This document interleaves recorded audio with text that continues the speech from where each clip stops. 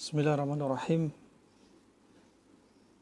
Assalamualaikum warahmatullahi wabarakatuh. Innal hamdalillah nahmaduhu wa nasta'inuhu wa nastaghfiruh wa na'udzu billahi min shururi anfusina wa min sayyiati a'malina. May yahdihillahu fala mudilla lahu wa may yudlil fala hadiya lahu. Asyhadu an la ilaha illallah wahdahu la syarika lah wa asyhadu anna Muhammadan abduhu wa rasuluh, amma ba'd. Qala ta'ala ya ayyuhalladzina amanu taqullaha haqqa tuqatih wa la tamutunna illa wa antum muslimun. Wa qala ta'ala ya ayyuhan nasu ittaqu rabbakumul ladzi khalaqakum min nafsin wahidah wa khalaqa minha zawjaha wa batha minhuma rijalan katsiran wa nisaa'a wattaqullaha alladzi tasaaluna bihi wal arham innallaha kana 'alaikum raqiba. Wa qala ta'ala ya ayyuhalladzina amanu taqullaha wa qulu qawlan sadida yuslih lakum a'malakum wa yaghfir lakum dhunubakum wa may yuti'illaha wa rasulahu faqad faza fawzan 'azima. Fa inna astaqal hadithi kitabullah wa khairal hadi hadi Muhammadin sallallahu alaihi wasallam wa syarrul umuri muhdatsatuha wa kullu muhdatsatin bid'ah wa kullu bid'atin dhalalah wa kullu dhalalatin finnar. Rahimani wa rahimakumullah wa rahimakumullah jami'an. Alhamdulillah, dalam kesempatan kali ini bersama Majelis Ta'lim Al-Fath, guys, kita akan melanjutkan materi kajian kita tentang konsep panas dingin yang sebenarnya sudah diajarkan Nabi SAW. Konsep yang berpasang-pasangan. Dalam pertemuan kali ini insyaallah, sebagaimana disampaikan admin terkait dengan materi pertanyaan yang begitu banyak, maka insyaallah kita akan memaksimalkan sesi tanya jawab. Dan materi insyaallah kami sampaikan sekitar 30 atau 45 menit. Baik materi dari murojaah, materi sebelumnya, atau tambahan dari sedikit materi. Tayyib. Pertama, konsep panas dan dingin sudah kita bahas sebelumnya dalam pembahasan yang sangat panjang. Latar belakang kenapa kita membahas konsep panas dingin dari firman Allah Subhanahu wa taala. Pertama, falyanzuril insanu ila ta'amih. Hendaklah manusia melihat makanan yang dia makan. Ya. Karena makanan yang kita makan, walaupun makanan itu halal, terkadang bisa menimbulkan penyakit. Juga konsep ini juga kita ambil pula dari konsep berpasangan, baik dari surat Yasin ayat 36 ataupun yang selainnya. Subhanalladzi khalaqal azwaja kullaha mimma tumbitul ardu wa min anfusihim wa mimma la ya'lamun. Maha suci Allah Subhanahu wa taala yang menjadikan segala sesuatu berpasang-pasangan. Juga dalam hadis Nabi sallallahu alaihi wasallam, Nabi sallallahu alaihi wasallam juga telah dilihat oleh para sahabat, bahkan istrinya sendiri.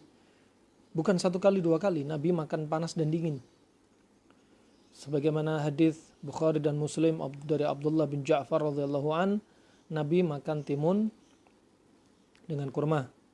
Dan hadis Aisyah radhiyallahu anha, Nabi makan semangka dengan kurma. Kemudian dalam riwayat tersendiri disebutkan bahwasanya Nabi bersabda, yadfa'u harru hadza burda hadza wa aksuh. Bahwasanya panasnya ini disandingkan atau dipasangkan untuk menetralkan yang ini, dan begitu sebaliknya. Nah, kemudian dari sini konsep yang sudah kita pelajari, bagaimana mengaplikasikannya. Seandainya kita jadikan menu kita pagi, siang, malam, ya, mau timun sama kurma, ataupun semangka dengan kurma, tentunya akan bosan. Ya, nggak ada datang dalil khusus Nabi SAW makan semangka dan kurma hanya di pagi hari saja, atau sehari makan 3 kali terus menerus. Ini butuh dalil. Nah, kadang orang salah memahami, masa seumur hidup kita hanya makan kurma dengan semangka saja? Nah, nggak begitu juga. Artinya kita melengkapi dengan teori-teori yang lainnya, bahwasanya seperti kurma dan semangka itu adalah mengisyaratkan panas dan dingin. Panas dan dingin. Artinya makan siang Anda nggak harus semangka dengan kurma saja. Bisa dengan menu yang lainnya, tetapi panas dan dingin. Ya, itu akan lebih sempurna. Akan tetapi, kalau ada orang makan panas dengan panas, atau panas dingin, atau panasnya banyak, dinginnya juga banyak, variasi bukan berarti haram atau makruh, sah-sah saja. Maksudnya di sini adalah akan didapati kesempurnaan kalau seseorang hanya mengkombinasi dengan 2 warna saja. Akan didapati dengannya kesempurnaan. Barakallahu fiik. Nah, begitu pula malam hari juga demikian. Akan lebih sempurna. Akan tetapi kalau misalkan seseorang panas dingin hanya di pagi hari, siangnya panas-panas atau dingin-dingin, atau panas semuanya nggak ada, panas semua nggak ada dinginnya sama sekali, sah-sah saja. Kemudian malamnya panas dingin, sah-sah saja. Mau sehari makan 3 kali panas dingin, sah-sah saja. Nah, adapun dalil khusus bahwasanya makan harus sehari 3 kali, nggak ada dalil. Ya, kalau nggak disebutkan dalil, kita nggak berani menisbatkan itu dari Nabi SAW. Kemudian rahimani wa rahimakumullah jami'an. Hal ini kalau kita mau praktekkan apa yang sudah kami sampaikan dari konsep panas dan dingin, banyak sekali di antara saudara kita yang merasakan hasilnya. Ya, banyak sekali yang sebelumnya kami nggak menduga sampai di situ manfaatnya, tapi ya subhanallah, dengan izin Allah ternyata konsep panas dingin lebih dari yang kami harapkan. Sebagaimana telah disebutkan oleh Ibnu Muflih yang menjadikan bab khusus dalam kitab dia Adabul Mufrad, dalam kitab dia Al-Adab Asy-Syar'iyyah, disebutkan faslun fil ilaji wa hifdhis sihhati bidafi kulli syai'in bididdih, yaitu bab dalam perkara pengobatan kuratif dan menjaga kesehatan preventif dengan menjadikan segala sesuatu berpasang-pasangan. Berpasang-pasangan bisa dilihat dari sisi makanan yang dia makan. Dan yang kedua bisa dilihat dari sisi ketika mengobati penyakit. Dengan makanan yang berpasang-pasangan, panas dan dingin, akan menyebabkan Anda dalam keadaan tubuh Anda seimbang. Mekanisme pertahanan tubuh juga normal. Tetapi kalau terjadi ekstrim, misalkan terlalu banyak kandungan makanan yang sifatnya panas, maka akan menimbulkan penyakit yang mengarah pada sindrom panas. Di antaranya seperti darah tinggi, ya, kolesterol dari sisi materi, unsur dan zat, dan bisa terjadi ujung-ujungnya kanker. Sebaliknya kalau ekstrim kiri, terlalu dingin, banyak terlalu sifat dingin, akhirnya justru terjadi penyakit sindrom dingin seperti rematik, migren, vertigo, isialgia, asma, bronkitis, impoten, dan lain sebagainya. Dan makanan panas dingin ini subhanallah adalah makanan yang kita konsumsi agar kita nggak ekstrem kanan, nggak ekstrem kiri. Tubuh dalam keadaan seimbang. Ketika seimbang, maka sistem endokrin dalam tubuh Anda yang dikendalikan oleh kelenjar pituitari sebagai master of gland, rajanya kelenjar, akan menjadi normal. Di situ nanti ada hormon yang dikeluarkan oleh kelenjar ini, dia untuk menyeimbangkan. Termasuk hormon progesteron, estrogen pada kaum wanita, FSH, LH pada kaum wanita. Ketika hormon ini kacau, katakan contoh pada kaum wanita, FSH meningkat, follicle stimulating hormone ini meningkat. Apa yang terjadi? Sel-sel ovum akan mati. Nah, biasanya terjadi pada siapa? Ima terjadi pada orang-orang yang gemuk atau terlalu kurus. Sebaliknya, karena terjadi kekacauan hormon. Banyak terjadi kasus mandul pada mereka. Setelah diperiksa hormonnya, ternyata hormon mereka kacau. Berarti untuk promil bagi Anda, laki atau wanita yang punya masalah, sebenarnya tidak perlu minum hormon. Cukup Anda memperbaiki pola makan Anda. Cukup Anda memperbaiki pola makan Anda. Karena sebenarnya pola makan Anda itu adalah obat. Sebagaimana dikatakan Hippocrates, jadikan makanan Anda sebagai obat. Kalau tidak, obat akan menjadi menu wajib Anda. Kata Ibnu Qayyim rahimahullah,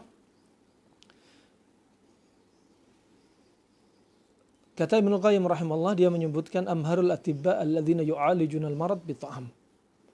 Dokter yang paling mahir adalah dokter yang mengobati pasiennya, kliennya dengan makanan. Ya, Masya Allah, nikmat. Makannya enak, ya, kombinasinya Masya Allah bagus, sebagai obat lagi. Nah, barakallahu fik. Dan kalau ini sudah terobati, penyakit-penyakit yang lainnya, walaupun bukan penyakit mandul, yang ada, yang dia derita, misalnya pada seorang pasien, ikut terobati. Misalkan dia sedang melakukan promil, yang ada pada masalah dia gangguan hormon, kemudian dia mengambil usaha dengan memperbaiki pola makan. Subhanallah, sebelumnya dia padahal punya sakit mahnya ikut sembuh. Kemudian dia juga punya migrennya juga sembuh dengan izin Allah Subhanahu wa taala. Jadi bukan satu penyakit yang teratasi, bahkan penyakit-penyakit yang lainnya ikut terobati dengan izin Allah Subhanahu wa taala. Kenapa? Karena kembalinya ingin menstabilkan sistem tubuh, ya, kekebalan tubuh, juga mekanisme pertahanan tubuh, juga sistem hormonal, endokrin. Masya Allah. Ya, dengan istilah sambil menyelam, minum susu. Ya, dia nyelam sambil ngobatin. Ya, ternyata ngobatin satu penyakit yang lainnya ikut terobatin. Masya Allah. Tidak perlu, misalkan dia ada hipertensi, ada sakit mah, ada rematik, ya, kemudian ada anemia. Akhirnya masing-masing dikasih obat sesuai dengan kasusnya. Hipertensi dikasih obat hipertensi. Anemia dikasih anemia. Ya, kemudian sakit mahnya dikasih. Jadi pulang-pulang, ya, dari pengobat yang dia berobat pada seseorang, pengobat pulang sudah membawa kantong plastik isinya obat. Gara-gara apa? Gara-gara Anda tidak menjadikan makanan Anda sebagai obat. Ya, jadikan makanan Anda sebagai obat. Kalau Anda nggak menjadikan makanan sebagai obat, obat akan menjadi menu makanan Anda. Subhanallah. Ya, jadi penyebabnya hormon kacau, penyebabnya mandul. Kenapa? Ini seorang wanita yang tadinya dia sebelum menjadi titel seorang istri, wanita yang sebelumnya dia gadis, tapi kebiasaan makan dia yang buruk. Ketika nikah, hormon sudah kacau. Barakallahu fikum. Dan ini bukan teori baru. Ya, ini disebutkan oleh Al-Hafidh Ibnu Hajar dalam kitab yaitu Fathul Bari bi syarhi Sahih Al-Bukhari. Fathul Bari dari kitab syarahnya Imam Al-Bukhari, ya, bahwasannya beliau menyebutkan dari pembahasan Imam Bukhari terkait dengan hadis bab khairu al-iktihal bil ismit, ya, sebaik-baik menggunakan celak adalah celak batu ismit. Kemudian Al-Hafidh menyebutkan, di sini beliau sebutkan bahwasanya inti penyakit rata-rata itu dari perut, dari makanan. Bermula dari makanan. Kata beliau, sebabnya penyakit, beliau sedang membahas penyakit mata, konjungtivitis, ya, atau infeksi pada sklera, atau termasuk contoh pada kasus ini juga glaukoma, ya. Beliau menyebutkan akhirnya lebih dari itu, sebab dengan detail diperinci. Apa kata beliau? Sababuhu insibabi al-akhlat awil abkhar fil ma'idah. Sebabnya sakit mata adalah karena menumpuknya unsur di dalam perut, sehingga timbullah uap angin dan gas, ya, yang ada di dalam perut. Inin dafa'a ila ri'ah asabathu nazlah. Kalau uap angin ini naik ke paru-paru, akan terjadi infeksi paru-paru, infeksi saluran pernafasan akut atau atas, bronkitis, ya, asma dan lain sebagainya. Nah, kata beliau, inin dafa'a ila liha wal khayashim. Kalau uap tadi itu dari perut naik ke al-liha, al-liha yaitu ufula, anak lidah, dan naik ke hidung, apa yang terjadi? Akan menyebabkan al-khannan, suara hidung seperti ngorok. Berarti ngorok sebabnya juga karena apa? Uap di dalam perut yang naik ke hidung. Masya Allah. Nah, kalau naik apa? Al-liha. Kalau naik ke ufula, anak lidah. Kalau naik ke hidung, ilal khayashim, apa yang terjadi? Yusabbib az-zukam, akan menimbulkan pilek. Masya Allah. Coba bayangkan, kelembapan di perut naik ke paru-paru, paru-paru jadi lembab. Ufula, anak lidah jadi lembab sehingga ngorok.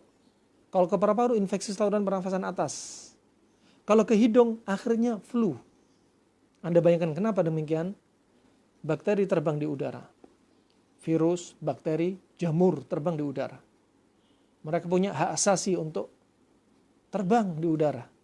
Ya, gak ada yang bisa ngelarang. Atas kehendak Allah mereka bebas terbang. Mereka akan mencari media.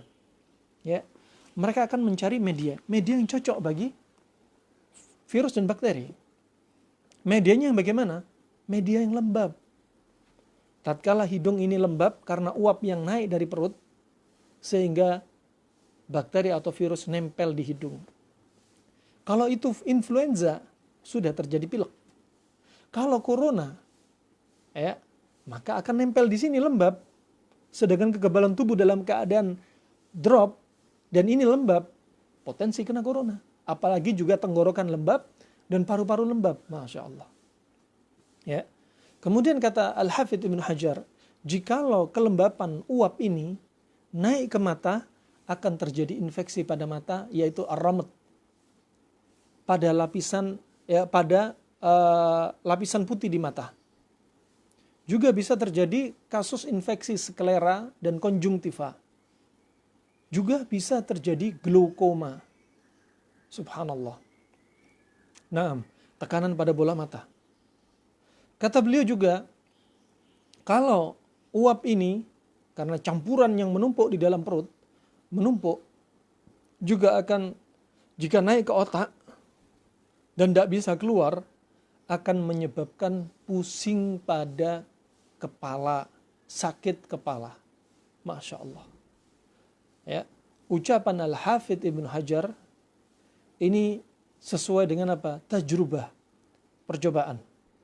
Dan bukanlah hal yang baru. Dan sebenarnya ada isyarat dari Nabi SAW. Hadis yang diriwayatkan Imam Bukhari dalam Adabul Mufrad, disahkan Syalbani, ya, sekitar nomor 331, juga disebutkan Ibnu Rajab dalam Lataif Ma'arifnya. Ya, waktu itu Nabi takjub dan kagum dengan seorang badu, orang kampung Arab yang sukanya nomaden. Nabi melihat badan dia sangat kokoh, kekar dan kuat. Kemudian Nabi bertanya kepada dia, saking takjubnya, kuatnya, Nabi ingin bertanya, hal asabaka umma mildam, apakah kamu pernah kena ummu mildam? Ummu mildam itu sejenis demam.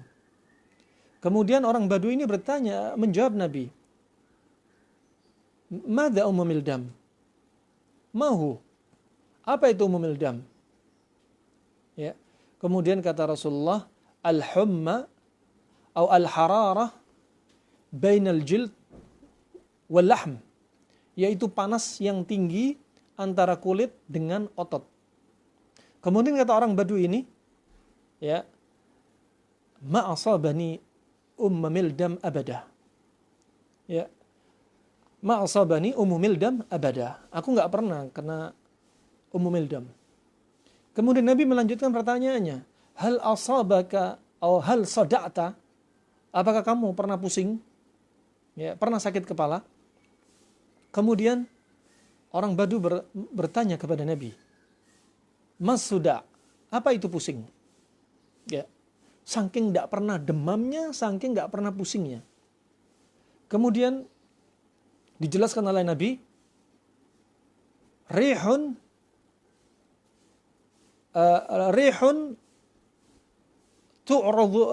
yu'radu fir ra's. Rihun yu'radu fir ra's tadribu al-a'sab. Kata Nabi SAW, pusing itu adalah angin yang ada di kepala, yang numpuk di kepala, berputar-putar di kepala, yang akhirnya dia menimbulkan yaitu serangan pada saraf. Coba. Nabi sudah menjelaskan di sini berarti sebabnya pusing karena apa? Karena ada angin di kepala. Dan Al-Hafidz sudah menjelaskan apa sebabnya angin? Karena perut kita naik ke kepala. Masya Allah, ajaib. Rahimani wa rahimakumullah jami'an.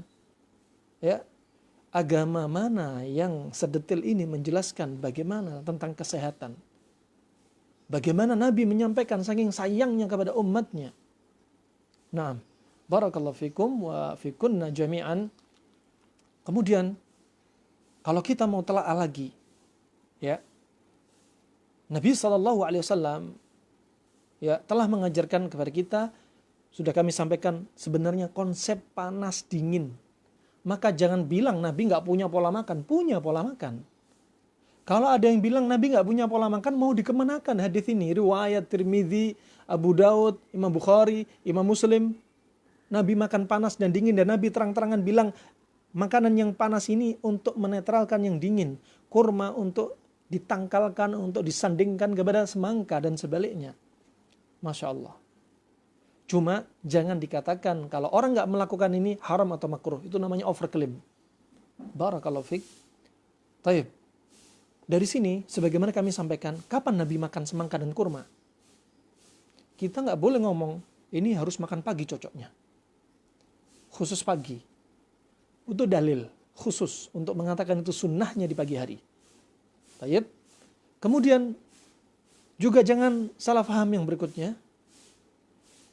Pagi, siang, malam hanya semangka sama kurma saja. Bukan juga. Itu butuh dalil untuk mengucapkan seperti demikian. Nah, maka kami ingin menggabungkan beberapa teori, ya, yang teori ini bisa masuk atau bisa digabungkan teori yang diajarkan Nabi dengan teori-teori yang lainnya terkait jadwal makan, atau kita membahas kenapa Nabi menyampaikan hadis seperti ini, apa hubungannya? Itu yang perlu kita bahas. Taib. Sekali lagi, dengan teori semacam ini, alhamdulillah dengan izin Allah, yang saya nggak sengaja, ya, saya juga nggak ada tujuan sejauh ini, ternyata subhanallah, ya, fakta yang berbicara dari testimoni saudara-saudara yang sudah mencoba. Ya, di antaranya ada yang kena ganglion. Hanya beberapa hari konsumsi panas dingin dengan izin Allah sembuh. Di antaranya ada yang kanker payudara. Ya, hanya hitungan kombinasi panas dingin, ya, subhanallah dengan izin Allah baru 1 bulan dengan izin Allah sembuhkan. Setelah pergi ke dokter onkologi, diperiksa sel kanker Anda di payudara sudah habis. Dengan izin Allah tentunya. Di antaranya ada yang subhanallah ejakulasi dini. Ya. Subhanallah hanya dengan panas dingin Allah sembuhkan. Di antaranya ada yang sakit mah dan GERD, ini yang paling banyak. Ranking 1 kasus terbanyak. Subhanallah Allah sembuhkan. Di antaranya ada yang obesitas. Jadi 120 kilo sudah langsung turun drastis. Ya. Dalam hitungan singkat tidak sampai 1 bulan sudah turun 30 kilo, 35 kilo minimalnya. Ya subhanallah.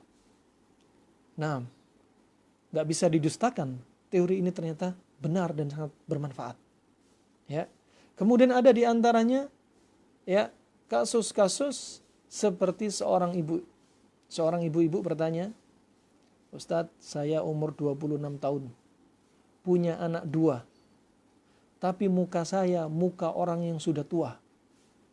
Subhanallah, ketika menjalankan teori konsep seperti ini, panas dingin ini, dengan izin Allah subhanahu wa ta'ala, sekian pekan dia sabar, dia memberikan testimoni, alhamdulillah, wajah saya sudah kembali seperti usia saya. Kata dia glowing, Masya Allah. Ada di antaranya juga yang menyampaikan, Ustadz, alhamdulillah. Ya, barakallahu fiqh. Apa? Wajah yang tadinya penuh dengan flek-flek hitam bekas jari jerawat, dengan izin Allah, Allah hilangkan melalui proses konsep panas dingin. Ya Allah. Nah, itu yang nampak di hadapan mata, yang terasa di wajah jadi bersih, yang terasa sakit mah, yang gak nampak di mata kita juga terasa sehat. Apalagi hal-hal yang lainnya. Dari hormon, sel semakin remaja, ya, sel tua dibuang diganti sel muda. Ya subhanallah. Nah, tentunya itu sangat penting sekali untuk kita praktekkan, apalagi di atas usia 40 tahun. Ya. Yang usus kita nggak sama ketika usus kita masih muda. Yang jantung kita nggak seperti dulu lagi. Yang liver kita nggak seperti dulu lagi. Yang ginjal kita nggak seperti dulu lagi. Yang enzim di mulut kita nggak seperti dulu lagi. Yang lambung kita nggak seperti dulu lagi. Oleh karena itu, sadar diri. Umur 40 tahun, jangan sembarangan sayangi organ Anda dengan memilih pola makan. Dengan memilih makanan. Ya, barakallahu fiik. Ya. Jadi itu sangat penting sekali. Ya. Adapun jam-jam sudah kita bahas. Jam di pagi hari, makannya apa? Yang paling cocok cari prinsipnya jam, ya. Prinsip yang pertama, makan di pagi hari pertama kali ketika bangun tidur, juga minuman yang manis. Mau minum madu sama air. Kalau bisa air dingin, jangan air anget. Air anget, air panas, jeruk nipis, gak makruh, gak haram, sah, silahkan. Tetapi kalau ingin melihat kehidupan Nabi pagi hari pilih air nabit. Kenapa? Manis. Dan air nabit itu dingin. Tubuh yang sebelumnya kita tidur kadang melakukan sebagian metabolisme. Kadang ketika tidur berkeringat. Oleh karena itu, butuh air dingin untuk mendinginkan. Nah, dan kurma adalah menu yang terbaik ketika perut kosong. Ya, sudah kami sampaikan, Nabi bersabda, "Ni'mas sahuril mu'min at-tamr." Sebaik-baik sahurnya seorang mukmin, senikmat-nikmat sahurnya seorang mukmin adalah kurma. Nabi nggak bilang sahurnya pakai rendang, sahurnya pakai kambing, sahurnya pakai tepung, sahurnya pakai. Nabi bilangnya apa? Senikmat-nikmat sahurnya seorang mukmin adalah kurma. Gimana tidak? Sangat bagus sekali. Kurma. Buah yang paling manis. Organ yang paling cocok pertama kali ketika perut kosong bagi liver dan limpa adalah yang manis-manis. Dan buah yang paling manis adalah kurma. Nah, barakallahu fiik. Adalah kurma. Kemudian buka puasa ketika perut kosong 12 jam, 14 jam perut kosong. Bukanya kurma Nabi yang paling manis. Buah yang paling manis. Ya. Tapi jangan bilang sunnahnya berbuka dan sahur yang manis-manis. Bukan. Ya, ini hikmahnya buka dengan kurma, yang kurma itu manis, itu maksudnya. Bukan sunnahnya yang manis-manis, jangan salah paham. Tetap kurma. Nah, barakallahu fiik. Kemudian bayi baru lahir, sering kita ulang, juga diajarkan dengan tahnik dengan kurma. Seorang bayi, ya, seorang orok, ini walaupun 2 hari nggak minum air susu ibu, dia tetap bertahan. Masih ada sisa tenaga yang dari tubuh dia. Ya, makanya yang terbaik ketika masuk ke perutnya bayi, mulutnya bayi, bukanlah susu. Karena tanpa susu pun 2 hari dia masih oke, segar, tidak sakit. Tapi yang paling baik adalah kurma. Makanya Nabi mentahnik dengan kurma. Kata Imam Ahmad, kalau nggak dapat kurma, cari tebu. Yang tebu itu manis. Ya. Yang pertama, kalau nggak ada kurma, cari madu. Madu itu manis. Ya. Kalau nggak dapat madu, cari tebu, kata Imam Ahmad. Al-Hafidz Ibnu Hajar menyebutkan bagaimana caranya mentahnik. Ya, mentahnik tidak harus dilakukan orang alim, Pak Yai, seorang ustadz. Tidak. Anda siapapun bisa mentahnik. Orang tuanya, bapaknya. Ya, tapi jaga kebersihan mulut. Jaga tangan, cuci dulu tangannya. Ya, mulut dibersihin. Apalagi bapaknya naudzubillah bekas ngerokok, jangan. Ya. Hati-hati. Ya, tinggalkan rokok. Orang yang mengatakan rokok itu ada manfaatnya adalah orang yang sombong. Karena dia menolak kebenaran. Satu pun gak ada kebaikan dalam rokok. 0,1% pun gak ada kebaikan pada rokok. Barakallahu fiik. Kenapa kita mengambil sesuatu yang gak ada kebaikan? Taib, kita bahas di lain kesempatan.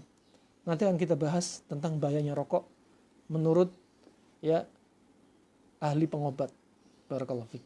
Yang jelas jangan menolak dulu untuk mengatakan rokok itu gak baik. Seseorang yang berdada lebar, yang menerima al-haq, mudah sekali mendengarkan nasihat. Rokok itu hukumnya gak lepas dari 2. Makruh atau haram, itu saja. Makruh itu dibenci, haram dilarang. Ya, gak ada hukumnya rokok boleh, hukumnya rokok sunnah, ya, hukumnya rokok mustahab, gak ada. Cuma 2, makruh, dibenci dan haram. Ya, nah, barakallahu fiik. Rahimani wa rahimakumullah jami'an. Ya, seorang bapak bersihkan mulutnya, tangannya, ya, kemudian mamah kurma. Setelah itu, setelah lembut, dimasukkan ke mulut bayi, ke langit-langit digosokkan, ke gusi-gusi ke lidah. Tujuannya yang pertama apa? Biar si orok ini, si baby ini, ya, the bayi ini siap untuk menghisap puting susu ibu sehingga terlatih. Ya. Manfaat yang kedua adalah yang masuk pertama kali ke perutnya si orok adalah yang manis-manis. Yang masuk ke dalam perutnya si orok adalah yang manis-manis. Dan yang manis ini, ya, kurma termasuk buah yang paling manis, itu ada yang paling baik untuk liver dan limpa dia. Masya Allah.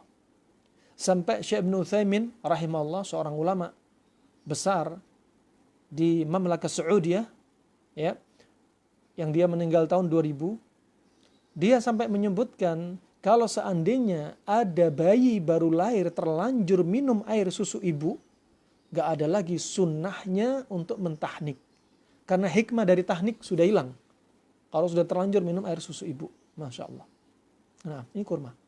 Kemudian hadis Sa'ad bin Abi Waqqas yang diriwayatkan oleh Imam Bukhari dan Muslim, ya, Nabi SAW bersabda, "Man istabaha."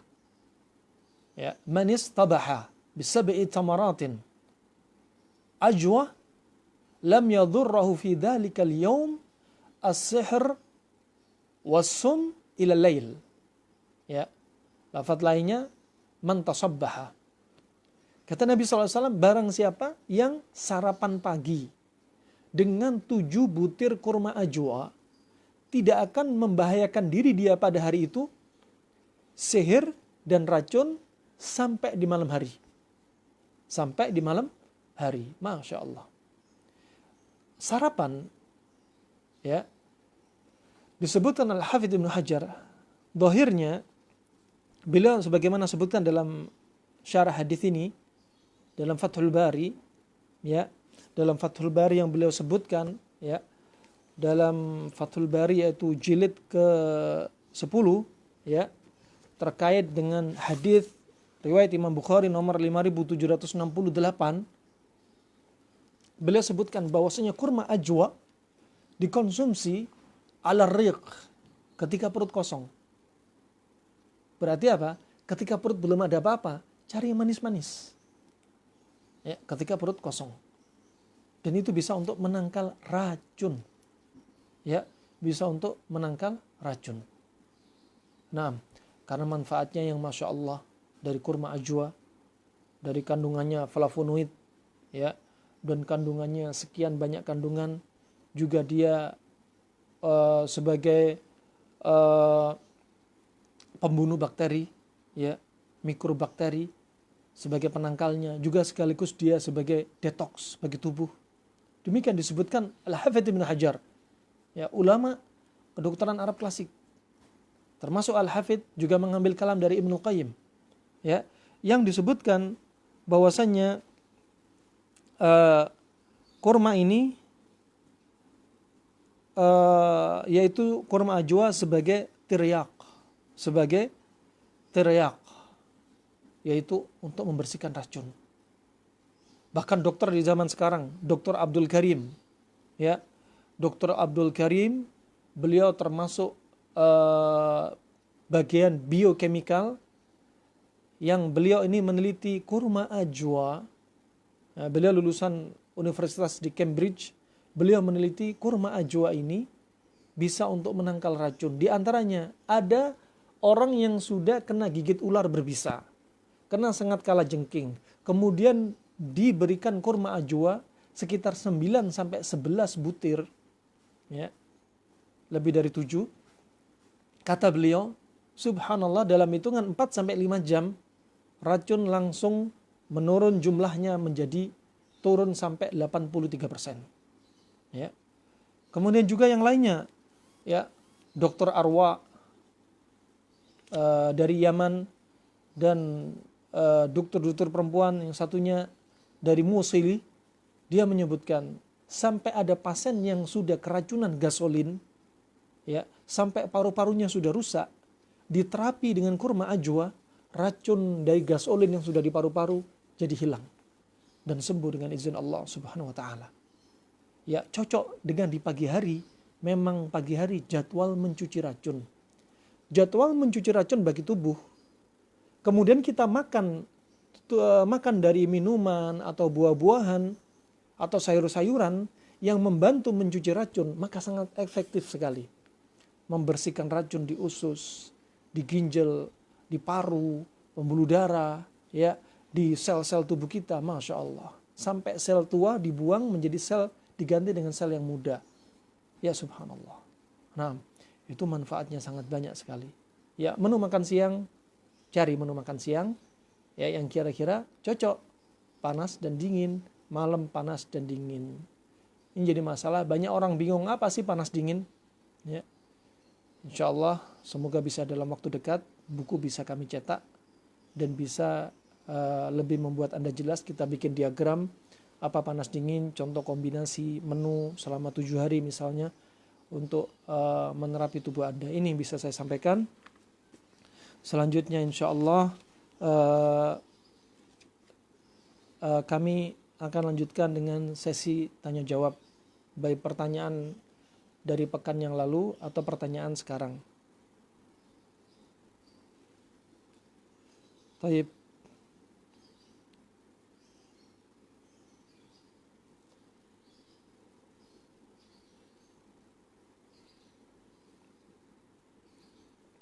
Pertanyaannya yang pertama,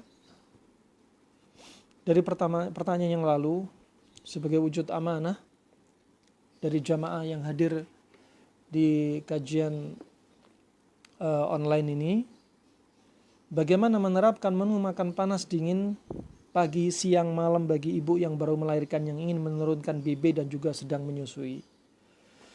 Kenapa BB pada ibu hamil, berat badan pada ibu hamil biasanya lebih daripada dia dalam kondisi nggak hamil? Karena terkait tidak lepas dari kinerja hormon, ya. Tidak lepas dari kinerja hormon, ya. Orang macam-macam, beda-beda. Ibu hamil reaksinya lain-lain. Ada ibu hamil, Masya Allah, dari awal hamil sampai akhir hamil melahirkan flu terus, kacau hormonnya. Ada yang subhanallah kami dapati, ya, tatkala di Arab, ibu-ibu ketika hamil lumpuh separuh, seolah-olah dia kena stroke. Setelah melahirkan tanpa diterapi apa-apa, subhanallah sembuh begitu saja. Ada di antaranya ibu hamil yang mengalami preeklamsi, ya. Kalau bahasa Arabnya at-tasammum fil haml, ya. Ini sangat cocok sekali dengan kurma ajwa. Preeklamsi bisa diterapi dengan kurma ajwa. Kemudian juga pada kasus ibu hamil yang mereka ini subhanallah di antara mereka yang mual terus menerus. Enggak hanya pada trimester pertama. Bahkan subhanallah 9 bulan itu mual terus pembawaannya. Ada yang di antaranya ketika hamil subhanallah berat badan dia yang biasanya, ya, biasanya hanya 50 kilo, ketika hamil bisa 100 kilo. Ini apa? Karena hormon yang kacau. Ya, ketika selepas melahirkan, nah, maka untuk menormalkannya diantaranya selain pertama hormon itu turun dengan sendirinya setelah melahirkan, yang kedua bisa dibantu dengan untuk dipercepat turunnya atau kacaunya hormon ini dengan pola makan. Pola makannya bagaimana? Sama. Untuk ibu hamil sekalipun pola makan seperti ini bisa dipakai. Tapi untuk kalau makan sayur, kalau sayur pingin sayurnya sifatnya dingin, kalau bisa diusahakan untuk sayur setengah matang. Karena apa? Khawatir bakterinya, khawatir pestisida yang ada pada sayuran tersebut. Nah, kalau buah-buahan ingin dimakan, kalau bisa buah-buahan katakan seperti apel yang kulitnya ini sering kena semprot, atau buah yang lainnya. Begitu pula sayur yang biasanya ada sebagiannya pakai pestisida untuk aman. Caranya bagaimana? Ya, kalau mau tanpa direbus, maunya segar, oke, segar nggak apa-apa. Caranya direndam dengan rendaman air cuka, ya. Pakai air biasa, ya. Jumlahnya 1 liter ditambah dengan cuka alami, ya, seperti cuka apel, cuka kurma, cuka kelapa, silakan bebas. Ambil 2 sendok, tuangkan di atasnya, rendam sekitar 15 menit untuk membersihkan pestisida, untuk meminimalisir yaitu dampak dari racun pestisida. Nah, barakallahu fiik. Itu diantaranya, ya. Maka tidak mengapa Anda pakai cara ini. Alhamdulillah dengan izin Allah, cara ini juga kebetulan alhamdulillah keluarga saya sendiri, ya, dengan izin Allah subhanallah, ya, walaupun dia nggak terlalu disiplin sekali, ya, kadang panas dingin, kadang enggak, kadang kita juga panas ditambahi dingin, terkadang panas dingin saja, ya. Dengan izin Allah turun 15 kilo, ya, turun 15 kilo. Adapun yang saya coba, ya, saya sempat melakukan sampai turun 17 kilo, karena itu batas turun 17 kilo. Kenapa? Karena sampai berat badan ideal. Setelah ideal nggak turun lagi. Nah, dan ada di antaranya teman kita sampai turun 35 kilo, ya. Jadi dengan pola makan ini dia menurunkan sampai ideal. Setelah ideal berhenti, masya Allah, ya, sesuai dengan mekanisme pertahanan tubuh yang normalnya. Dan ini bukan hanya untuk orang obesitas. Orang yang kurus juga demikian. Orang kurus hormon kadang juga kacau, kadang nggak subur. Orang yang mandul, ima dia gemuk sekali, ima dia kurus sekali. Nah, atau nampak badan oke, nggak gemuk, nggak kurus, tapi di dalamnya hormon kacau. Nah, barakallahu fiik. Dan yang kurus juga demikian, bisa naik ke berat badan ideal. Ini bukan hanya kita. Ibunda Ummahatul Mukminin Aisyah radhiyallahu anha demikian, dulunya kurus. Membentuk mahalika rumah tangga dengan Nabi SAW masih umur 9 tahun, kecil, kurus. Sampai ibunya Aisyah umur Ruman bikin apa? Bikin adonan biar Aisyah gemuk. Ya, sebagaimana dalam riwayat Ibnu Majah dengan hadis yang sahih. Fa subhanallah, ya, resepnya ibunya gagal semua. Kemudian nggak lama kemudian, hanya dalam hitungan singkat, Aisyah badannya sudah mulai berisi. Disebutkan berisinya apa? berisi yang ideal. Kemudian ditanya Aisyah oleh ibunya, "Madza akalti ya Aisyah? Apa engkau makan wahai Aisyah?" Kata Aisyah, "Aku makan sebagaimana Rasulullah makan." Makan apa waktu itu? Sering makan semangka dengan kurma. Ini menunjukkan Rasulullah makan semangka dengan kurma bukan sekali 2 kali. Ya, tapi sering. Barakallahu fiik. Dan Aisyah badannya berisi. Nah, pertanyaan yang berikutnya, Afan Ustadz, apakah herbal yang tepat untuk penyakit keputihan? Ya. Taib, sebenarnya ini gangguan pada diri Anda. Ya. Gangguan keseimbangan pada tubuh Anda. Ya, kadang ada pertanyaan, "Ustadz, saya punya anak perempuan masih gadis, sering keputihan, ya, ketiaknya bau, keringatnya bau, ya, kemudian sakit mah, kemudian headnya nggak teratur, ketika head sakit, ini penyakit satu paket, nggak perlu diobati satu-satu. Keputihan kasih, ya, kasih kapsul keputihan untuk direndam di dalam air, ya, kemudian untuk sakit mahnya kasih obat sakit mah, ya, kemudian untuk ketiaknya bau dikasih biar ketiak nggak bau misalkan. Kemudian akhirnya kebanyakan, cukup perbaiki pola makan Anda, selesai.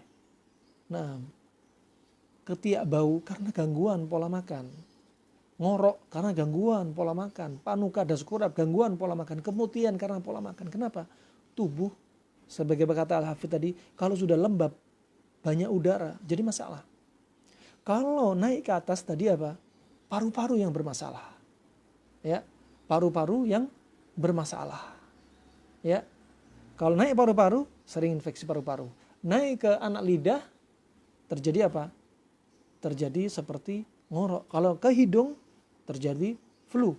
Kalau ke mata, terjadi infeksi mata. Kalau ke kepala, terjadi pusing. Kalau turun ke bawah, ya, turun ke alat vital kaum wanita, ke rahim wanita, apa yang terjadi? Sering terjadi keputihan. Kenapa? Lembab di bawah. Kalaupun Anda pergi mau ke dokter, mau ke sinse, mau ke herbalis, mau ke akupunkturis, mau ke siapapun, mungkin Anda bisa sembuh dalam waktu beberapa waktu. Ya, katakan 2 pekan, 2 bulan bisa sembuh. Tapi ada saatnya akan kembali lagi. Kapan kembali lagi? Karena sebenarnya penyebabnya apa? Tubuh Anda belum diterapi hakikat sebabnya. Hakikat sebab, apa hakikat sebab? Anda menjadikan pola makan yang salah. Nah, kalau mau terapi untuk keputihan, oke, sah-sah saja. Misalkan dengan Anda merebus daun sirih 7-10 lembar dengan air katakan 1 liter, kemudian dituang di ember, ya, kemudian dicampur dengan air biasa, ya. Setelah itu Anda bisa campur garam. Anda bisa campur garam, ya. Bisa campur sekitar 2 sendok 3 sendok garam ke dalam ember. Kemudian permisi akramakumullah, ibu-ibu yang mengeluhkan keputihan, ya, berendam.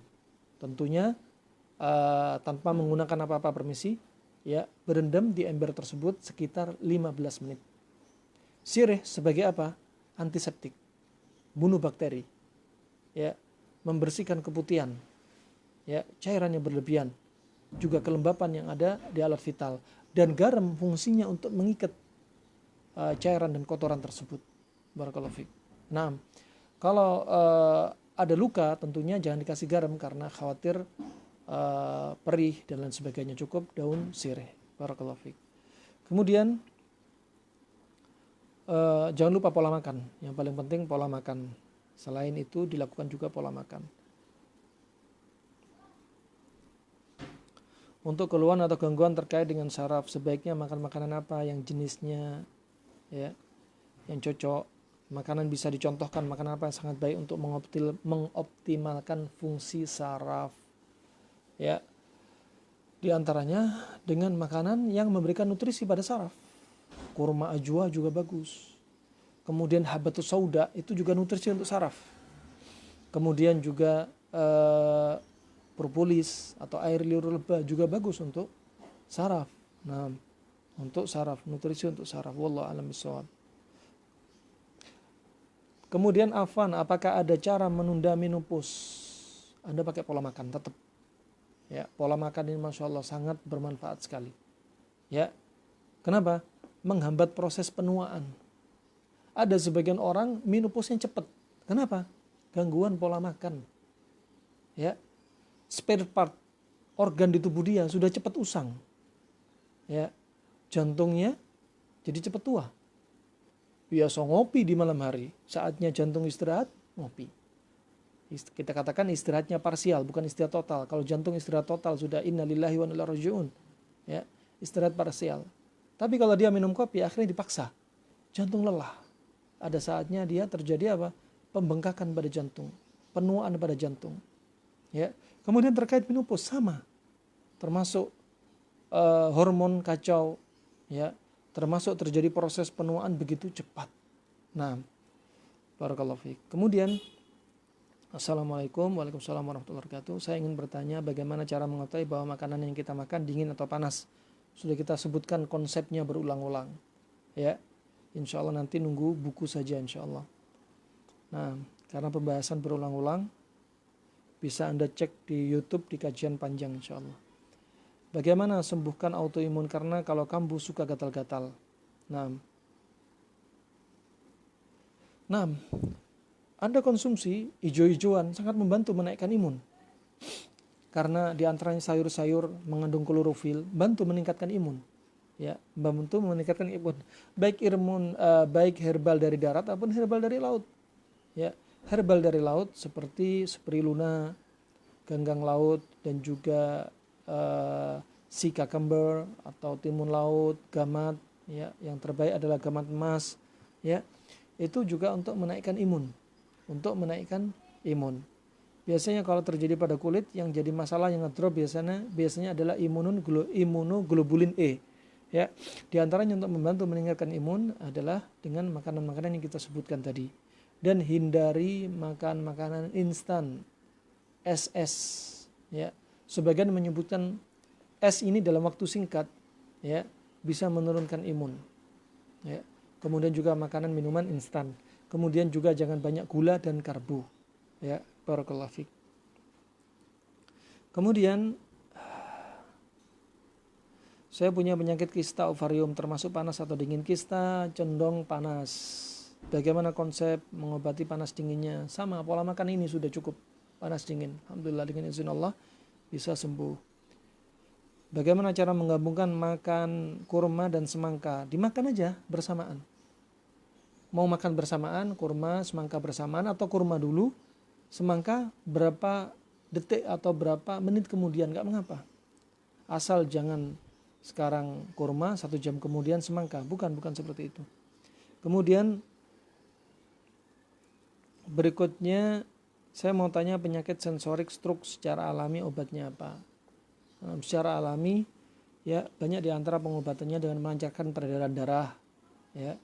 Dengan kalau stroke-nya masih akut, apalagi hitungan baru berapa jam, baru berapa hari, sangat efektif sekali dengan dilakukan bekam dan fasdu. Ya. Tapi kalau sudah kronik 6 bulan ke atas, bekam dan fasdu tidak terlalu banyak manfaat, justru lebih bermanfaat dengan menggunakan herbal. Kenapa? Karena tenaga dia, ya kalau kata orang Cina, Ci-nya dia sudah masuk ke dalam, sudah jauh dari permukaan. Sehingga kita minum herbal untuk mengangkat tenaga. Barakallahu fiik. Untuk mengangkat tenaga. Nah, banyak cara untuk mengobati stroke. Di antaranya ada orang yang berendam di air laut, ya. Kemudian juga dengan cara melancarkan peredaran darah. Nah, seperti membebaskan peredaran darah yang mengecil atau tersumbat dengan gerakan-gerakan khusus, ya. Nah, tentunya itu langsung ditangani dengan terapis-terapisnya. Bagaimana treatment makanan dan minuman bagi penderita darah tinggi? Nah, pertama panas dingin. Panas dingin penting, kemudian ditambahi herbal yang sifatnya dingin karena darah tinggi termasuk panas. Nah, kemudian contoh kombinasi panas dingin bagi penderita alergi dingin dan setiap dingin hidung mampet batuk-batuk. Sudah kita sampaikan, itu pendapatnya Al-Hafidz Ibnu Hajar. Sebabnya pilek, sering flu kenapa? Karena perut. Berarti yang diobati apa? Perutnya. bukan hidungnya, perutnya. Hidung hanya simptom, ya, hanya simptom saja hidung. Tapi sebabnya adalah perut, hakikat sebab. Maka yang diterapi adalah perutnya, bukan hanya ketika flu, ya, kemudian hanya dikasih obat untuk menghentikan flu-nya, dikasih antihistamin dan lain sebagainya. Itu namanya ngobati simptom, bukan mengobati sebab. Mengobati sebab adalah obati perutnya, benarkan pola makannya. Barakallahu fiik. Kemudian mau tanya, kalau air nabit, kismis kok airnya asam, ya, apakah bagus diminum air asam di pagi hari? Yang paling bagus adalah kurma, ya, nabit dari kurma, nabit dari kurma itu yang paling bagus. Nah, kalau kismis atau zabib memang dia dasarnya masam, ya, dia dasarnya masam. Lalu apakah timun dan kurma boleh digabung dalam keadaan kurmanya nabit? Atau air nabit itu airnya saja yang diminum? Airnya saja yang diminum. Ya, adapun pada buahnya sudah nggak ada saripatinya, sudah terjadi proses difusi osmosis, ya. Nah, dari kepekatan yang tinggi pindah ke air. Tapi kalau penyakit autoimun pola makannya gimana? Sudah kami sebutkan tadi. Nah, ada buku-buku yang bisa dibaca enggak? Insya Allah kita masih dalam proses. Insya Allah didoakan. Barakallahu fiik. Baik. Untuk katup jantung, terapi panas dinginnya apakah ada panduannya? Terapi jantung, ya, untuk kasus katup, ya. Kalau pengalaman saya biasanya saya pakai herbal yang untuk memperbaiki sel, ya. Herbal apa itu? Japri saja, karena terkait dengan merek, ya, maka cukup di Japri saja insya Allah.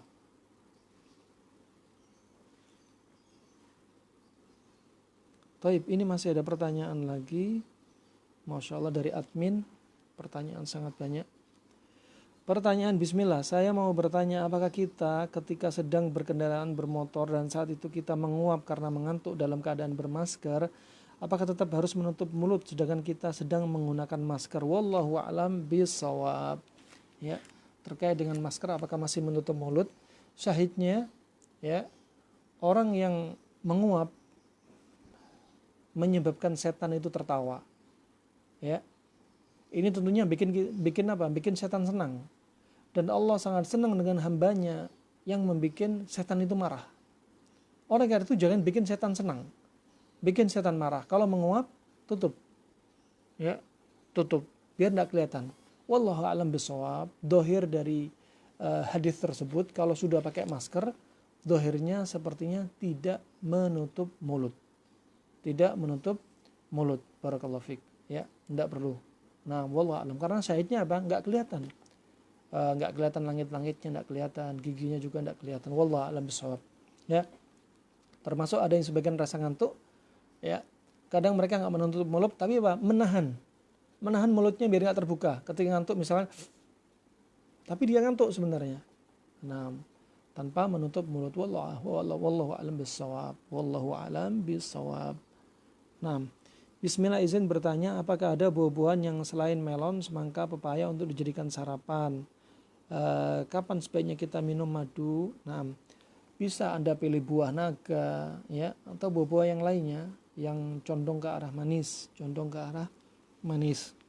Nah, kemudian sebaiknya minum madu kapan? Yang paling baik madu ketika perut kosong, seperti bangun tidur, karena sesuai dengan jadwal detox, sangat cocok sekali, enak sekali. Nah, bismillah, mohon sebutkan contoh makanan bersifat panas dingin. Sudah kami sebutkan berulang-ulang, garis besarnya, konsepnya saja. Nah, untuk detailnya insya Allah dalam buku insya Allah. Bismillah, ingin bertanya untuk tahnik berapa takarannya untuk bayi? Sedikit saja, bukan berarti tahnik dengan satu buah kurma yang begitu besar dimasukkan, dijejalkan ke mulut si orok bayi, bukan. Sedikit aja, yang penting rasa manis ada, ya, ditempelkan. Bukan berarti sisa kurmanya dibiarin di dalam mulut bayi, bisa terjadi aspirasi masuk paru-paru, malah nggak bisa bernafas. Itulah yang ditakutkan oleh para dokter, ya di rumah sakit. Kenapa kalau ada bapak-bapak dilarang tahnik? Karena dokter khawatir apa? Ini kurma ini nanti akan masuk di sana, tertinggal di sana dan akhirnya masuk ke paru-paru. Terjadi aspirasi, nutup saluran nafas, akhirnya nggak bisa bernafas, bisa menjadikan asfiksia, nggak bisa nafas, akhirnya kurang oksigen, bahaya pada bayi. Ya, maka caranya tahnik cukup sedikit kurma, bukan satu kurma semua di mama, sedikit saja, ya. Kemudian dioles-oleskan ke langit-langit, ke gusi, ke lidah. Intinya apa? Rasa manis yang mewakili dari sedikit kurma ini itu bisa masuk ke saluran pencernaan, ke liver, ke limpa, ke lambung. Nah, barakallahu fik. Itu saudara-saudara dan saudariku, ya, semoga bisa difahami. Kemudian ada manfaatkah dari rumput Fatimah untuk persalinan? Rumput Fatimah, ya, dia fungsinya seperti oksitosin sebagai pemicu. Tapi kadang orang malpraktek. Diminum ketika belum ada pembukaan sama sekali. Atau pembukaan permisi baru 1-2 saja sudah langsung diminum. Rumput Fatimah diminum ketika pembukaan sudah 6 ke atas. Ya. Karena dia sebagai oksitosin. Akhirnya kalau seperti oksitosin, kalau dia masih pembukaan 1-2 sudah dikasih, akhirnya dia mengejan, ya, ada dorongan yang kuat, padahal belum siap untuk lahir, akhirnya justru apa? Malpraktek. Justru akan menimbulkan kelelahan. Akhirnya tenaganya si ibu yang mau melahirkan habis di awal. Ya, kepala sudah mau keluar, sudah nggak punya tenaga. Akhirnya apa? Harus dioperasi.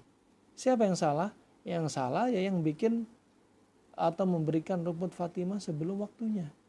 Ya, ketika sudah pembukaan 6 ke atas, katakanlah pembukaan 7 atau 8, itu yang direkomendasi. Ya, ini bukan dari Nabi, tapi para dokter yang meneliti. Nah, barakallahu fikum. Saya mau bertanya, apa hukum melakukan acara 4 bulan 7 bulanan? Ya, mohon pencerahannya Ustadz. 4 bulan 7 bulanan dalam bahasa Jawa disebut dengan selapanan. Ini enggak diajarkan Nabi SAW. Ya, enggak diajarkan Nabi SAW. Sebagaimana ma'ruf, syarat diterimanya amalan itu ada 2. Ya. Sebelum itu kita harus paham kaidah. Hukum asalnya ibadah adalah dilarang. Kecuali apa? Ada dalil yang memerintahkannya. Dan sebaliknya, hukum masalah dunia itu diperbolehkan sampai ada dalil yang melarangnya. Ini menunjukkan apa? Perkara dunia yang dihalalkan lebih banyak daripada yang diharamkan. Sebaliknya, perkara ibadah itu dilarang sampai ada dalil yang memerintahkannya. Sehingga nggak boleh kita bikin ibadah yang baru. Ibadah yang nggak diajarkan Nabi itu nggak boleh karena dilarang. Asal hukumnya dilarang sampai ada dalil yang memerintahkannya. Ini kaidah. Nah, kaidah. Dan ini sebenarnya rahmat, hikmah dari Allah. Biar apa? Kita nggak takalluf. Kita nggak berlebih-lebihan. Kita nggak memberatkan diri kita yang syariat nggak membebankan kepada kita. Nah, seperti selapanan. Syariat nggak mengajarkan. Hukum asalnya, ya, selapanan ini kalau dijadikan ibadah nggak boleh sampai ada dalil yang memerintahkannya, dan dalil ternyata nggak ada. Apa dalilnya selapanan itu dilarang? Dalilnya adalah karena nggak ada dalil. Barakallahu fiik. Itu yang perlu dimasukkan mindset kita biar kita paham. Jadi kalau ada yang menasehati jangan selapanan. Selapanan itu perkara yang baru yang nggak diajarkan syariat, jangan marah. Ya. Ini kita suatu butuh dalil. Seperti katakan contoh misal, Anda punya anak sekolah. Hari Senin mereka melakukan upacara. Kostumnya atas putih, pakai dasi merah, celana bawah putih, pakai topi merah, pakai sepatu. Coba anak Anda hari Senin, jangan suruh berangkat jam 7 sudah masuk, jangan. Biarkan datang jam 9 dari sisi waktu. Dari sisi penampilan, anak Anda nggak usah pakai baju putih dan merah di sekolah-sekolah yang sekolah umum, ya. Biarkan anak Anda pakai baju batik, celana bebas, pakai sandal jepit. Apa kira-kira masuk sekolah? dilarang oleh penjaga sekolah. Ini urusan dunia. Urusan dunia ada aturannya. Apalagi urusan agama. Ibadah itu ada juklaknya, ada tata tertibnya, A sampai Z. Ya, kalau keluar dari juklak, berarti bukan ibadah, nggak sesuai dengan tata tertib. Nah, sebagaimana kami sampaikan, syarat diterima amalan secara mutlak ada dua. Yang pertama ikhlas karena Allah, yang kedua adalah mutaba'ah, mencocoki bimbingan Nabi SAW. Dari dua syarat ini, manusia dibagi menjadi 4. Yang pertama, orang yang amalannya ikhlas dan sesuai dengan bimbingan Nabi, mutaba'ah. Ini pasti dan pasti diterima di sisi Allah. Kenapa? Karena sesuai dengan syaratnya. Adapun 3 jenis ini gak diterima di sisi Allah. Bukan berarti ada yang bilang gak diterima di sisi Allah, memangnya kamu ini Allah. Memangnya kamu ini yang membuat syariat. Bukan itu. Artinya Nabi sudah menjelaskan. Ya, siapa mereka? Orang yang ikhlas tapi gak sesuai dengan mutaba'ah, gak sesuai dengan sunnah yang diajarkan Nabi. Ya, contoh. Selapanan, acara 4 bulan, 7 bulan ketika ibu hamil, itu apa? Ikhlas dilakukan. Tapi Nabi gak mengajarkan, berarti gak diterima. Berarti apa? Uang yang dikeluarkan sia-sia.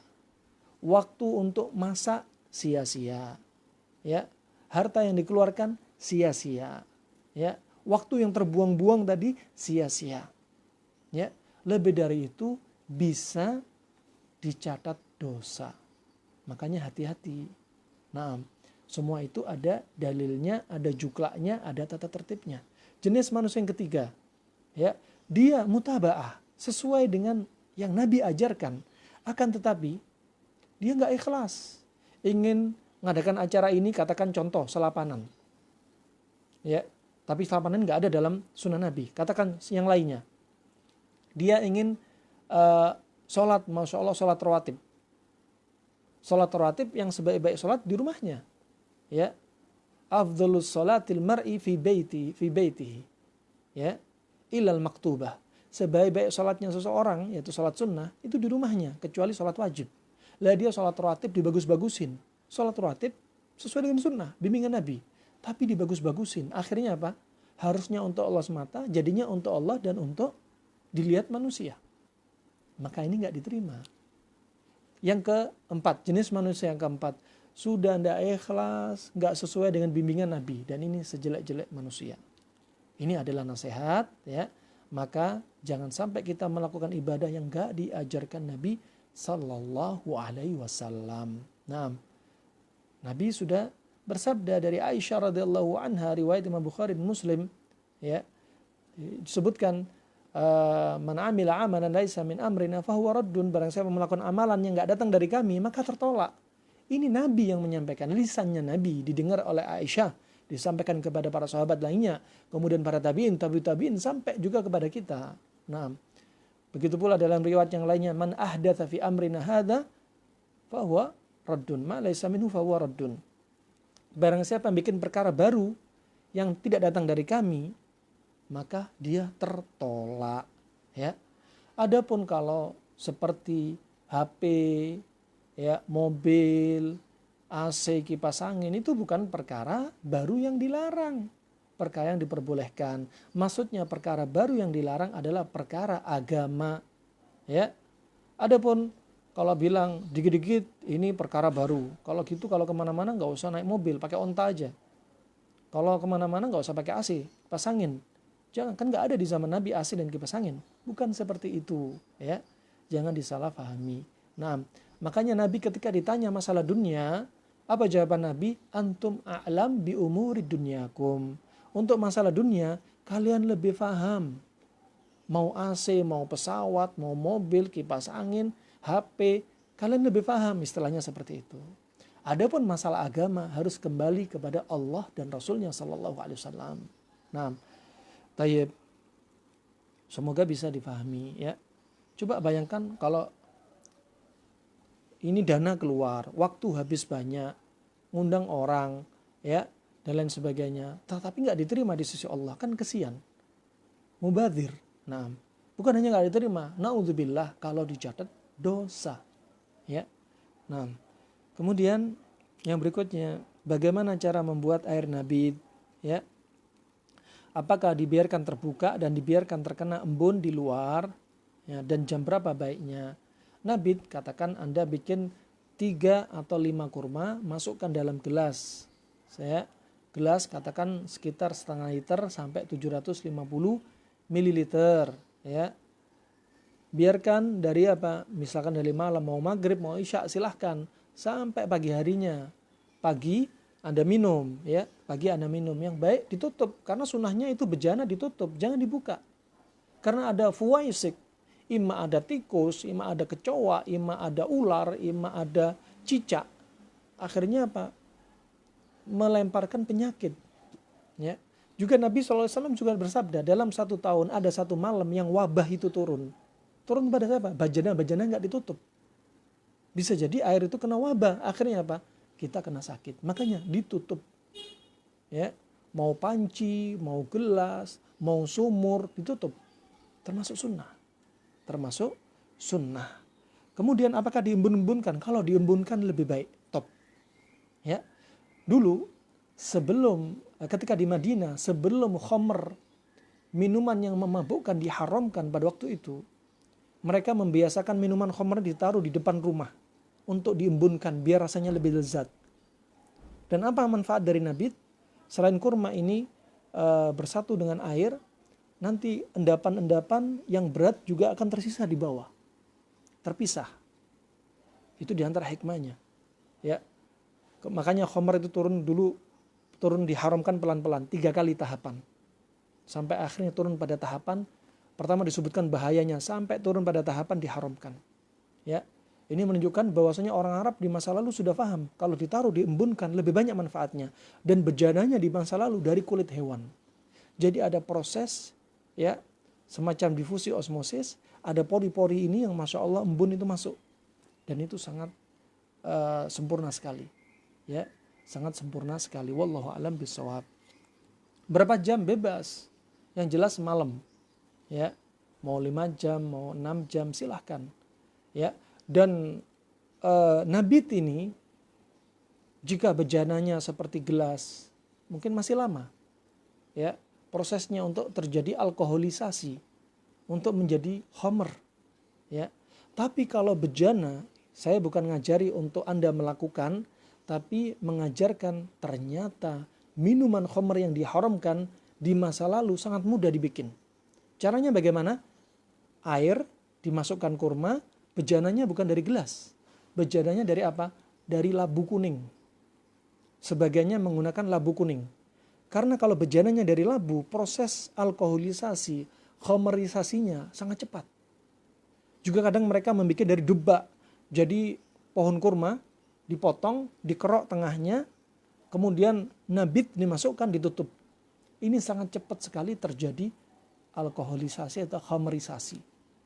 Sehingga mereka yang sudah candu dengan khamr, mudah sekali dengan membuat cara seperti ini. Oleh karena itu Anda hati-hati. Ya, kalau nabit dibiarkan lebih dari 3 hari, ingat hati-hati, bisa jadi khamr. Makanya air nabit jangan diminum lama-lama, dibiarkan lama-lama, semalaman doang langsung diminum. Ya, hanya semalam. Kalau pakai bejana dari labu, ya, dari labu, hitungannya bukan 2 hari 3 hari, 1 hari langsung jadi khamr, langsung memabukkan, hanya 1 hari saja. Karena bejana beda-beda reaksinya. Baik, barakallahu fiik. Makanya hati-hati. Masya Allah, pertanyaannya sangat banyak. Assalamualaikum warahmatullahi wabarakatuh. Saya Topan dari Magelang. Ustadz, izin bertanya, solusi untuk anak 4 tahun yang mengeluarkan darah saat BAB-nya agak keras bagaimana ya? Hati-hati Bapak Ibu-ibu. Bapak Ibu-ibu juga punya tanggung jawab terhadap makanan. Ya, jika anak-anak terlalu banyak makan makanan nggak seimbang, ya, sayuran kurang, terlalu banyak protein, ya, akhirnya apa? Sering terjadi konstipasi. BAB-nya susah, kadang mereka nangis. Maka Anda sangat berperan. Kasih sayuran. Ajarkan anak kita suka sayuran sejak dini. Ajarkan. Jangan sampai anak gak suka sayuran. labu nggak suka, bayam nggak suka, jangan. Latih, ya, latih. Ketika jari kecil, mungkin zaman sekarang oke lah, mereka pakai blender untuk memblender sayur. Tapi paling bagus, ya, sayuran jangan di blender. Kenapa? Antara sayuran dengan besi, aluminium pada blender menimbulkan reaksi, ya, maka nggak baik. Nah, nggak baik. Barakallahu fik. Jadi apa? Pertama, imbangi protein hewani dengan sayuran. Ya. Protein hewani bikin konstipasi, sayuran melunakkan. Ini termasuk teori berpasangan. Ya. Makanya kenapa sakit isialgia, nyeri pinggang, Nabi memilih ekor kambing. Karena nyeri pinggang ini sifatnya kejang. Ekor kambing daging yang lunak, melunakkan yang kejang, yang tegang. Kemudian nyeri pinggang ini sifatnya dingin, ya, dan dikasih ekor kambing sifatnya panas. Adapun dokter di zaman sekarang, dokter modern menyebutkan teori lain. Karena nyeri pinggang ini menekan saraf, menjepit otot ini, terjadi penjepitan pada saraf. Ingat, isialgia bukan HNP, lain kasus. Kemudian Nabi memilih ekor kambing. Kenapa? Karena pada ekor kambing, lemak pada ekor kambing terkandung padanya prostaglandin. Yang fungsi dari prostaglandin adalah sebagai antiinflamasi sekaligus anti nyeri. Ya, ngurangi radang, anti radang sekaligus anti nyeri. Masya Allah. Ya, hikmah yang begitu agung. Nah, barakallahu fik. Makanya kasih pasangannya. Kalau ada daging yang akan bikin konstipasi, cari yang bikin lunak. Ya, cari yang bikin lunak. Kata Ibnu Qayyim, nggak boleh menggabung makanan yang keras dengan keras. Ya, artinya apa?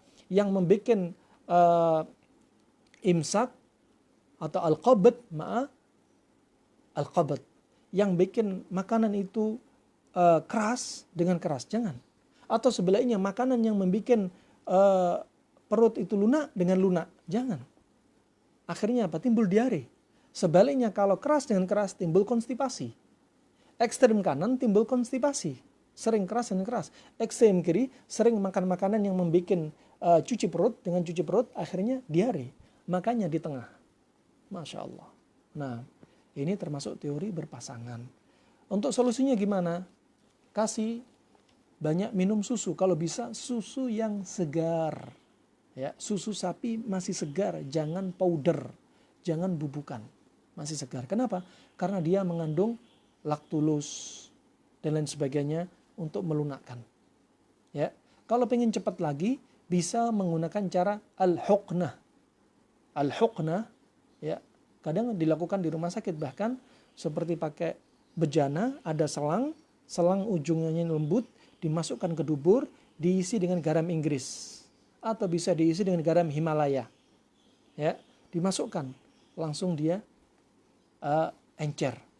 Kemudian kalau terlalu susah menghadirkan semua ini, Anda bisa menggunakan juga bisa zat al-kharwa.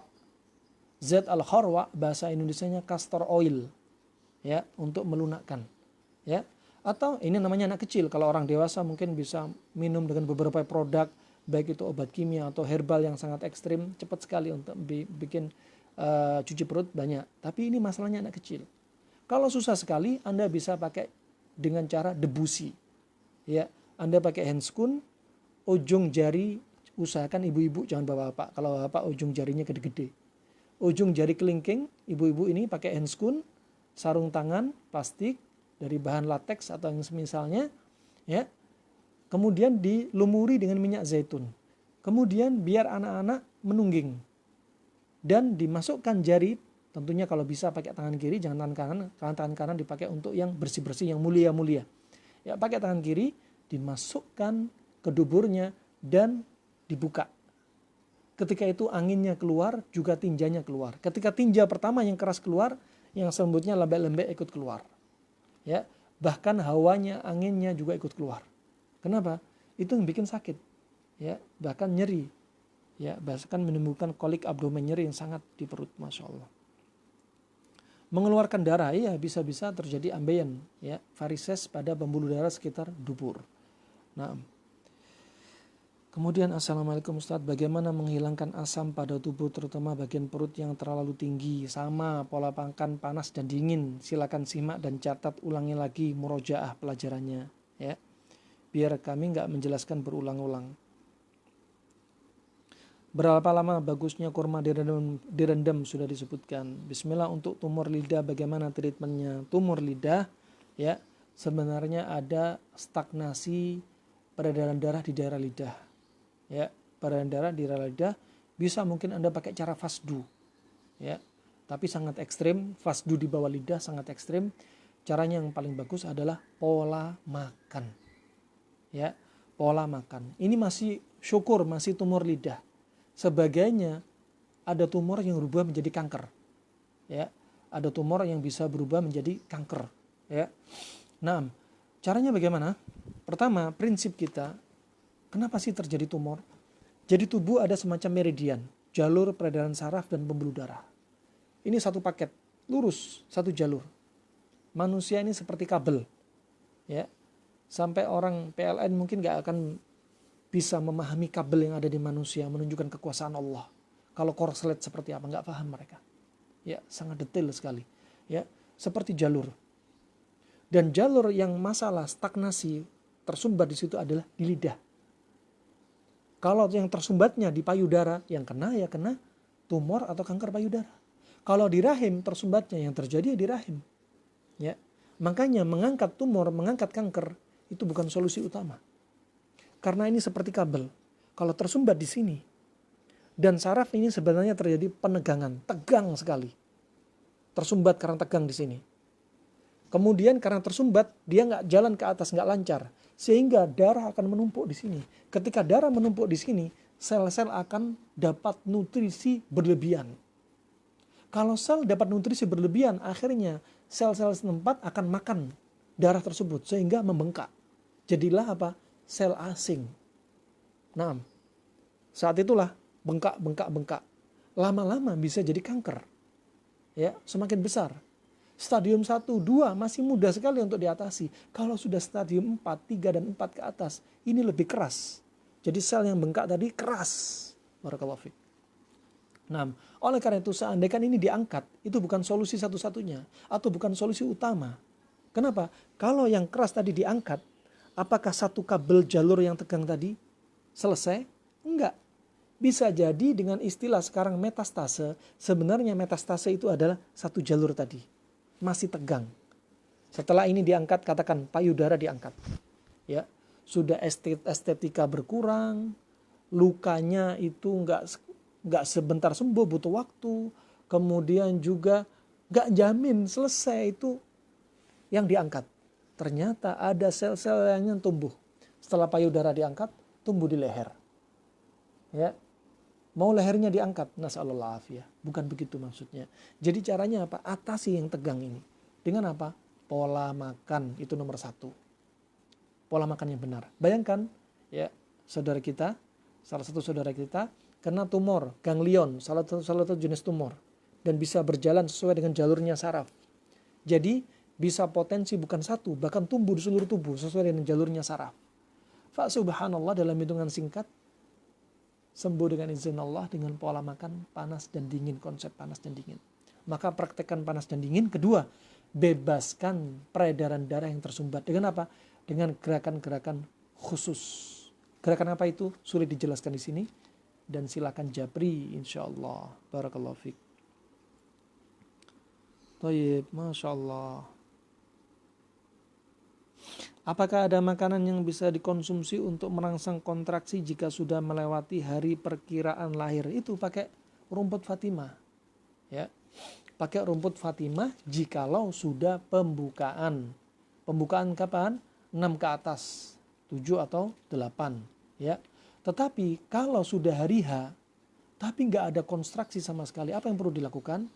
Ya, sebagaimana pengalaman yang sudah kami coba, ya, berulang-ulang. Ya, ada salah satu ibu-ibu, kebetulan ibu-ibu pasien kami di Arab waktu itu, di Hadramaut, ya, sudah 9 bulan 10 hari tetap dia nggak melahirkan. Bahkan lebih dari 10 hari belum melahirkan, dan kemudian divonis untuk dilakukan sesar. dan suaminya juga nggak ridha, dan si ibu-ibu ini juga nggak mau dioperasi. Kemudian kami hanya anjurkan agar ibu-ibu ini ya jalan 1 kilo di pagi hari, 1 kilo di sore hari. Nah, kenapa dokter menganjurkan operasi? Karena memang standar mereka 9 bulan 10 hari itu maksimal, batas maksimal. Dan kalau lebih dari itu khawatir. Ya, ini termasuk baik sangkanya para dokter. Kalau Anda lama-lama, para dokter nggak mau mengambil kemungkinan terjelek. Itu disiplin ilmu kedokteran. Kenapa? Khawatir kalau lebih dari itu, air ketuban akan menjadi keruh, akan menjadi racun bagi si baby, bagi si orok. Ya, oleh karena itu mereka mengambil jalur yang paling aman dengan sesar. Tapi alhamdulillah dengan tajrubah, dengan uji coba, ya ternyata yang sudah 9 bulan 10 hari, kami hanya menganjurkan jalan-jalan. 1 kilo di pagi hari, ya pulang pergi, artinya 2 kilo, dan 1 kilo di sore hari, pulang pergi. Masya Allah. Jangan lupa, ketika kehamilan umur ke-8, banyakin kurma. Terutama kurma ajwa. Pertama, kurma ajwa sifatnya panas. Sifat panas pada kurma ajwa untuk mempermudah proses persalinan. Mendorong, mempercepat proses persalinan. Bisa untuk memajukan. Selain itu untuk apa? Memperkuat otot-otot di sekitar jalur rahim. Kemudian menguatkan otot pinggul dan paha. Kemudian juga menambah tenaga dia. Kemudian juga menambah kadar hemoglobin pada dia. Manfaatnya sangat banyak. Jadi solusinya itu saja, ya. Tidak terlalu dikhawatirkan. Bahkan Anda banyak jalan kalau ingin cepat. Jangan nunggu hari H, waktunya keluar, nggak keluar. Saya tapi nggak mau operasi, baru saya jalan-jalan, ini terlambat. Ya. Jadi umur kehamilan ke-6, bulan ke-6 sudah mulai banyak jalan. Barakallahu fiik. Nah, kemudian assalamualaikum Ustadz, apakah ibu hamil boleh konsumsi kopi? Dan mau tanya Ustadz, kalau keguguran ya di usia kandungan 2 bulan, apakah sudah terhitung anak kita atau baru gumpalan darah, dan apakah masuk ke dalam hadis anak yang akan menarik orang tuanya ke surga? Nah, untuk kopi asal dihindari dulu karena khawatir berimbas kepada jantung si bayi. Berimbas pada jantung si bayi, ya. Kalau sekali-kali aja boleh. Yang nggak boleh kalau jadi rutinitas. Yang nggak boleh kalau menggampang-gampangkan. Kadang-kadang tambah kadang-kadang akhirnya jadi sering, ya. Akhirnya jadi sering. Barakallahu fiik. Kemudian kalau keguguran, ya, ada masalah lain. Kalau keguguran apakah dia wajib diakikahi? Ya, wajib diakikahi. Khilaf para ulama hukumnya akikah. Ya, ada yang mengatakan sunnah muakkadah, ada yang mengatakan wajib. Ya, ada yang mengatakan wajib. Wallahu a'lam bishawab. Ya, adapun menurut saya, ya, saya lebih condong dari pendapat wajib. Wajib bagi siapa? Bagi yang mampu. Mampunya kapan? Sampai mampunya. Ya, walaupun nanti dia punya anak besar, umur 50 tahun bapaknya baru mampu, dia akikahi ketika itu nggak apa-apa, ketika anaknya sudah gede walaupun umur 30 tahun. Ya, karena mampunya ketika itu. Ya, tapi kalau bapaknya nggak mampu, nggak ada kewajiban bagi anaknya untuk mengakikahi dirinya sendiri. Nggak ada kewajiban. Ya, tapi kalau anaknya karim, ingin ngasih hadiah ke bapaknya dengan uang yang masya Allah yang cukup banyak lah, kemudian bapaknya menggunakan uang tersebut untuk akikah, itu sah-sah saja. Sah-sah saja. Kemudian kalau bayi belum lahir, apalagi ruh belum dimasukkan, ya, bayi meninggal atau di kandungan, apalagi ruh belum masuk, ya nggak ada kewajiban bagi dia untuk akikah, nggak ada kewajiban bagi dia untuk mengakikahi. Dan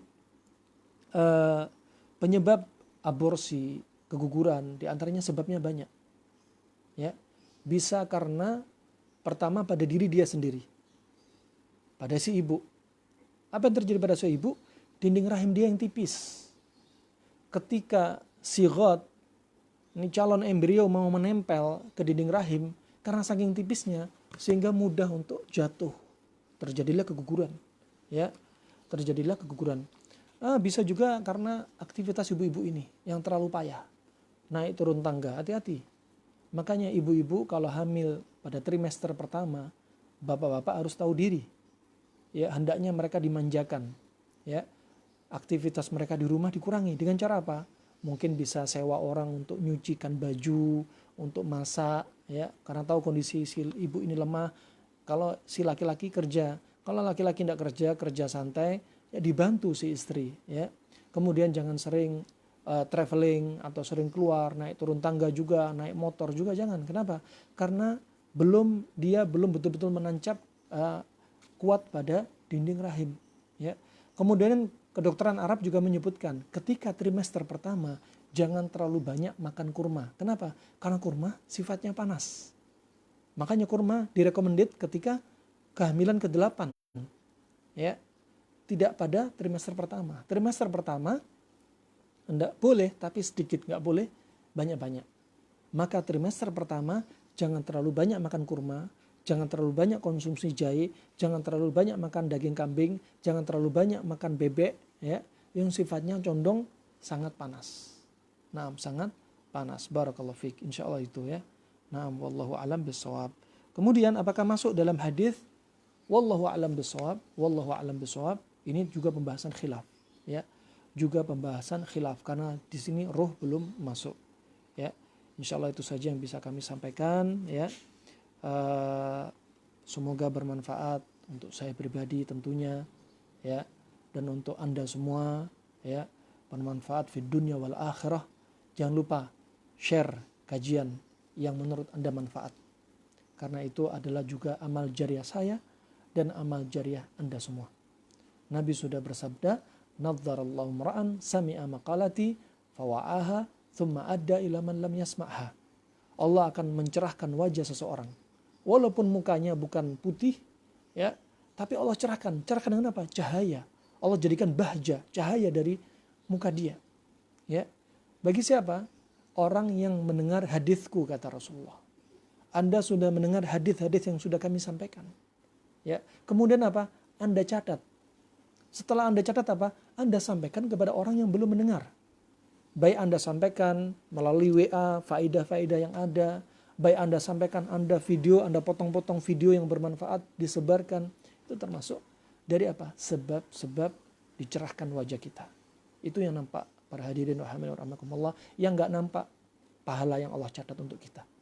Nah, semoga Allah jadikan ini amal jariah kita sebagai pemberat timbangan kebaikan kita di mizan hasanatina, dan semoga Allah wafatkan kita dalam keadaan husnul khatimah, dan Allah jadikan kita orang-orang yang selamat dari api neraka. Amin ya rabbal alamin. Sekali lagi kami sampaikan kepada tim admin Majelis Taklim Al-Fat, guys, ya, jazakumullah khair atas fasilitasnya, dan juga anda-anda yang hadir dan juga ikut share link kajian Majelis Taklim Al-Fat, guys, ya, semoga bermanfaat. Wabillahi taufik wal hidayah. Wassalamualaikum warahmatullahi wabarakatuh. Alafu minkum jika ada kesalahan, karena tentunya nggak lepas dari kesalahan karena keterbatasan ilmu saya, dan jika ada benarnya dari Allah semata. Subhanakallahumma bihamdik asyhadu an la ilaha illa anta astaghfiruka wa atubu ilaik. Wassalamualaikum warahmatullahi wabarakatuh.